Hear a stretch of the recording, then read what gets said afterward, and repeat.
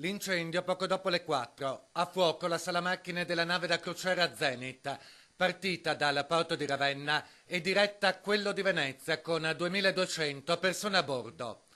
L'imbarcazione si trova nelle acque tra Rovigo e Chioggia, a circa 32 km dalla costa. Scatta l'allarme e scatta la procedura di emergenza per l'abbandono dell'imbarcazione, con equipaggio e passeggeri costretti ad indossare i giubbotti di salvataggio. L'incendio viene facilmente domato, ma restano i danni ai sistemi di propulsione. Nel pomeriggio intervengono ben 4 rimorchiatori per trascinare la nave fino a Porto Marghera, dove verrà riparata. Alla fine nessun ferito, tanta paura e le polemiche che tornano però a divampare. Fuori le navi dalla laguna! Fuori le navi dalla laguna!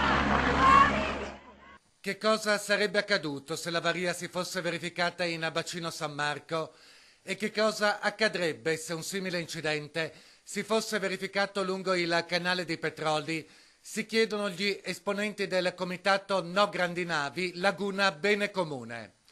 Gigantismo navale, innalzamento del livello del mare, mose alle bocche della laguna.